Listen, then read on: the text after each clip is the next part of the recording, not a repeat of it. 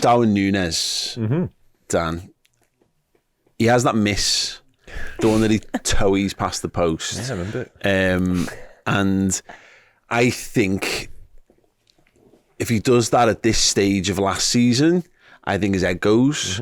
But instead, it was more like a number 9 should be of, oh, sorry, another one's going to come and I'm going to stick the next one away. And ultimately, the goal that he does score is an infinitely more difficult finish and chance than the one that he actually misses a few minutes earlier. Isn't that just Darwin in a nutshell, though, quite frankly? He misses the one that he absolutely should score and then pulls off the outrageous one over his shoulder where he just deftly flicks it past the keeper. It's just him summed up, basically, in the space of 2 chances. Yeah, I mean, to sort of riff off what Chloe was saying earlier, I think Darwin's all-round play has improved a lot. Certainly in recent weeks, I think his hold-up play, sort of that old-fashioned number 9 stuff that he's doing it really, really well.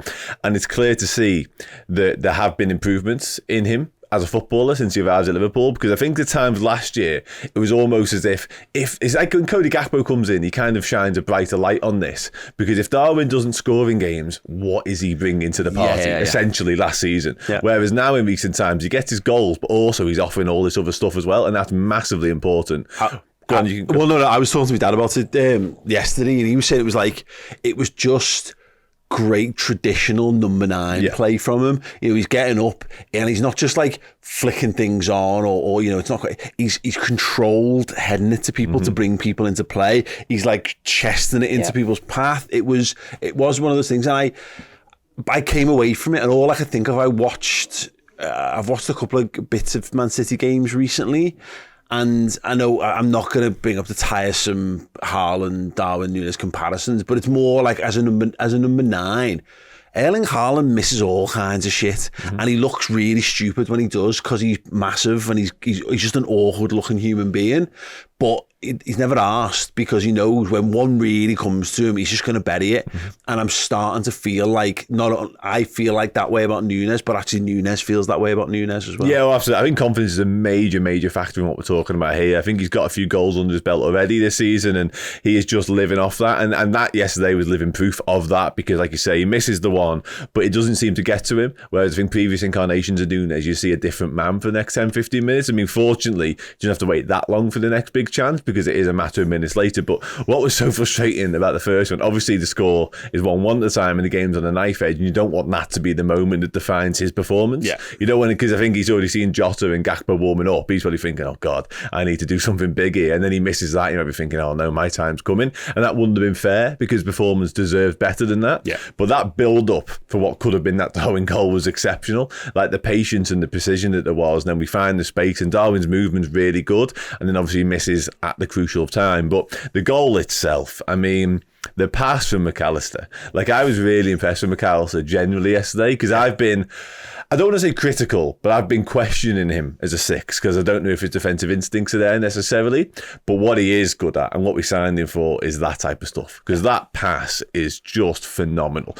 And the skill of Nunez. Thiago does those passes, and you know, like like Barcelona midfielders, you know, in pomp of Barcelona perform passes like that. No, I agree. So good. It's a beautiful goal, and it was just, again, Chloe, it's that the vibe on the cop thing of like, because it's there, it's laid out in front of you.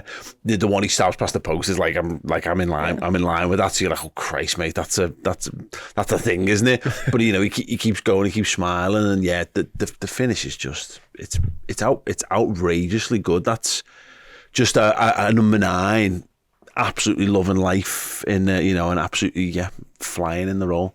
Yeah, it's a ridiculous finish, to be perfectly honest. The way he's, you know, timed his run first of all. The ball's brilliant, but when he did it, I still didn't. I was like, it felt like it hung in the air for ages to me. And he stabs it past the goalkeeper so well. But the thing I loved about Darwin Nunez's performance was, his work rate was unbelievable. He gets, you know, he makes a couple of fouls in the first half by just wanting to run all the way back and help press. If someone beat them or they won the ball back, Darwin Nunez was tracking him from his striker position. And it happened in the second half when you felt anxious inside the stadium, or you felt like, oh, he's just missed a chance. We really need a goal here. He was the one every time Liverpool lost the ball and we could potentially be countered. He was sprinting back with their players, and he was trying, and what he was doing was, it meant that we had players who could double up, and then even though he may not have won it, he's put the player under pressure that someone else can come and get the ball. I loved the fact that I was watching him, and I've not seen this from Darwin Nunez. He'd make one run, he'd not get picked out, so he'd get back on side, he'd make another, and then he'd make another, and then he'd make another, and it was non-stop. The amount of running out of him, and it caused space everywhere else in the middle of the park. Yep. Because like we just mentioned with Bowen then for his goal, he initially makes a run to the back post and then cuts across Virgil. Well, what Darwin Nunez was doing, he was running off the shoulder, then he'd go in front of the man and run off him that way, and he'd constantly do it. He deserved the goal. I thought he was boss. I thought he's been boss the last couple of weeks. And those 2 goals from the Newcastle game, I think if he would have just scored them and we'd have won, 3-4-1, I don't think he'd be playing like he is right now. I think he's improved massively, but I think the way in which he came on and grabbed the game by the scruff of the neck, got the goal that got us back into it, and all of us were like, oh my God, have we got a point here? Yeah. But instead, he dispatches 2 incredible goals in that game and gets us the 3 points against the Champions League side. It's like, that the confidence that must have gave him has led him to believe that he can do what he's doing now, and he is my number 9 at this moment. It is his shirt and the others have to fight for it. I totally agree on this, and I'm just getting the numbers up so far. Combined goal contributions so far this season in 7 games into the season. Mo Salah's got 8 and Darwin Nunez has got 6. Salah's got 4 goals and 4 assists, but Darwin Nunez has got 4 goals and 2 assists. Hasn't and he's played less. Yeah, and he's done it. Salah's played 537 minutes. Nunez only played 313. So what you're talking, 224 minutes less than Salah, and he's got the same amount of goals as him. Now, our basic understanding of football for any decade prior to the last one is, well, he's number 9. He should be scoring more goals than the winger. But this is Mohamed Salah, who scores 30 goals a season, and our number 9 never outscores Mo Salah, and never has done. These are all done very, very encouraging things. You start to see what we bought, and I remember saying last summer I did feel like Haaland was best in class, and Nunez was full of potential, but he was maybe a season undercooked. And then we were all kind of keen in the summer. Everyone was revisiting his first and second seasons in Benfica and what have you. It is early doors, but I agree with Chloe totally.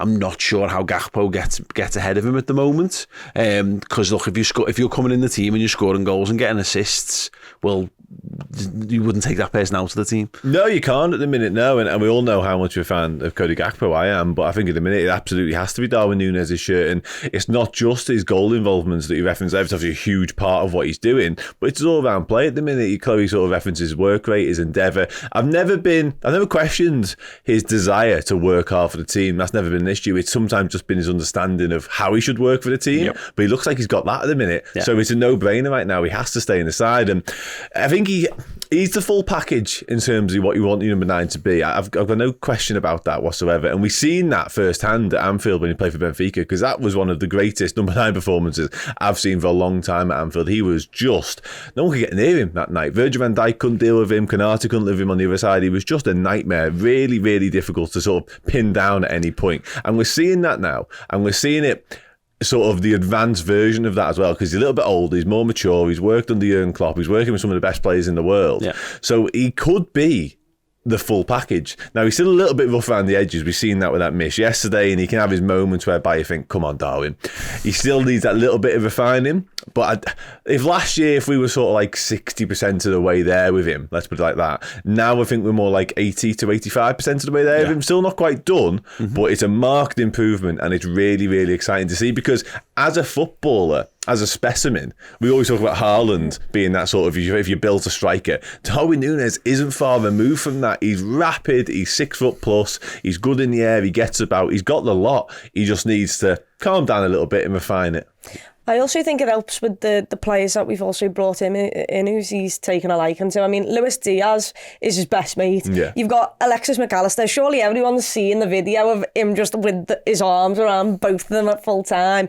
He's obviously got the Brazilian boys there as well. There is a good group of lads there who, and we all talk about how he struggled first with the language. Well, now he's got all these people who are who are older than him, who've played under Klopp a little bit longer, or like Alexis McAllister, played in the Premier League longer, who can help him out and help him relay those messages. So it's also the group around him, because he just looks like he's loving life at the minute, and so does Liverpool as a package. Absolutely. And, you know, we spoke about Salah and the evolution of Salah on the podcast last week.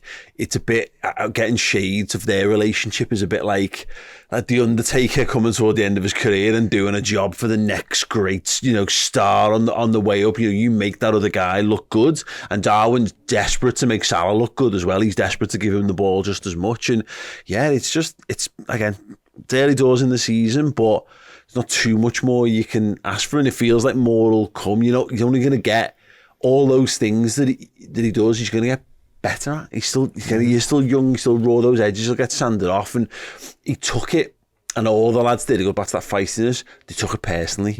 I think that you know, when West Ham did win a physical battle, they were like, well, no. And what Robertson was referring to last year when it was going shit, about how, like, you meant to help your mate out. You meant to help your mate out. That's what I saw from that. You know, it looked like a tight-knit group of players who were like, I'm going to go and fight for you. I'm going to go, you know, he's just gone and had to go at my mate. Whoa. And Darwin Nunez running back like 40, 50 yards to go and stop someone, because he's just like, no, I'm not having that. I'm not having someone go past Alexis McAllister there. I'm going to go and get revenge. And there was a comment earlier, actually, from Neverman Is Here, and he was talking about Curtis with it, and he said, after the Souček tackle, Jones played with controlled anger. And I totally agree with that on the Curtis front, but I thought it was true of all of Liverpool's play. It could have bubbled over, it could have got into being like a scrap or a fist fight or whatever, but actually it was channeled in the right way. It was channeled in the way that we've come to expect the Jurgen Klopp side should look like.